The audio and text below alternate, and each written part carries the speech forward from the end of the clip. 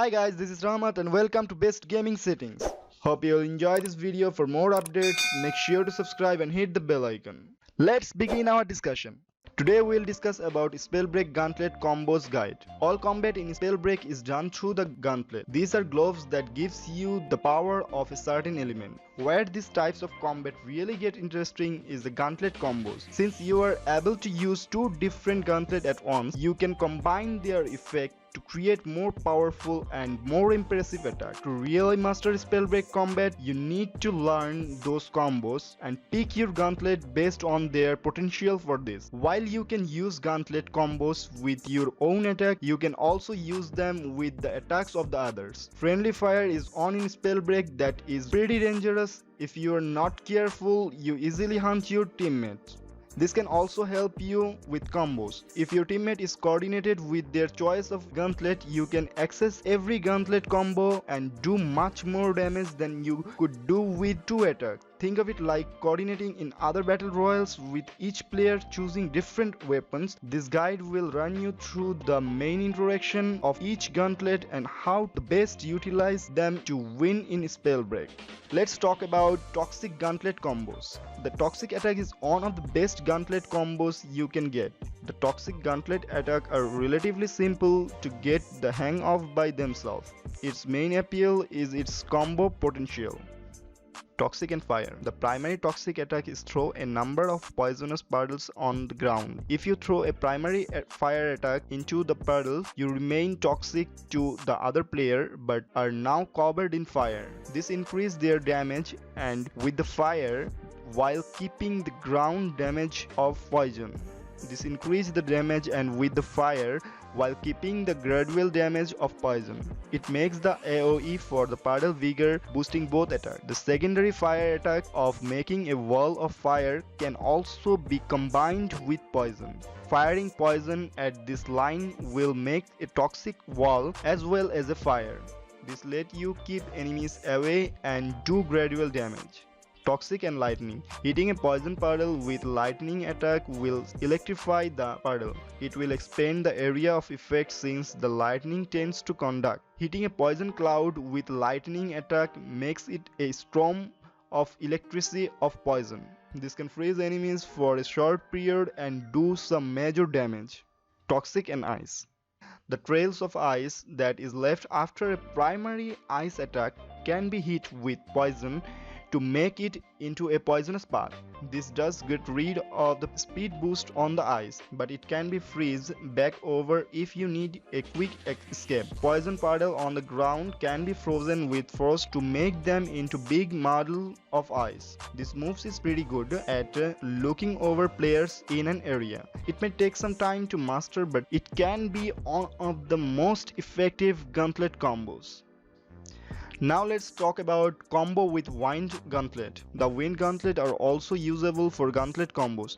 This gives you a Wind Gauntlet a more direct attack since its main use is a utility on its own. This gives you a Wind Gauntlet a more direct attack since its main use is as a utility on its own. Wind and Toxic. Firing wind into a poison puddle will create a gas explosion. This isn't the best use of Toxic puddle, but if you want the Wind Gauntlet for their maneuverability, it can be helpful to have this as an option. The Wind Gauntlet secondary attack is much more help. Firing Toxic into the Whirlwind will make it into a large swirling poisonous cloud. This will pull enemies in and do some good damage. Wind and Fire. Throwing fireball into the tornado will result in a large flaming tornado. This can really increase the damage that you do and it will disorient your opponent. Wind and Lightning. In the same way that the Toxic and Fire interact, this Gauntlet combo will create an electric storm in the tornado. Wind and Ice. Firing wind into ice on the ground will completely destroy the ice. This can be helpful for earning the remnant of your previous spells or removing an AoE attack from the other player.